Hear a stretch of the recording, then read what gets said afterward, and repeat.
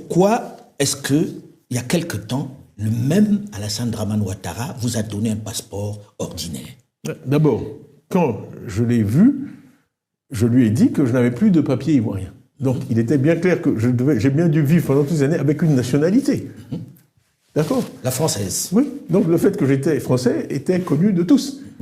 On m'a redonné des papiers que je n'avais plus. On a même fait un film institutionnel à l'ambassade de Côte d'Ivoire. Pour fêter, j'ai rempli les formulaires. Sur ordre du président Ouattara? Oui, bien sûr. Bien sûr. Et quel était le deal? Parce qu'il ne vous a pas donné ça sans deal, M. Thiam. Il y avait un deal quand même. Absolument pas de deal. M. Thiam, moi j'ai envie de vous poser la question de façon très claire. Absolument pas de deal. Il a été dit que vous lui avez promis que vous ne serez pas candidat s'il était candidat lui aussi. Je vais vous raconter, cette histoire circule tellement, promue par beaucoup de gens au RHDP. Je vais vous dire moi ce qui s'est passé.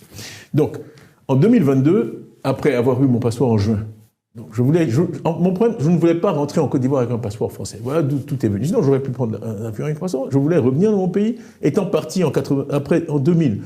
Après un coup d'État, dans des conditions très douloureuses pour moi, je ne voulais pas revenir avec un passeport français.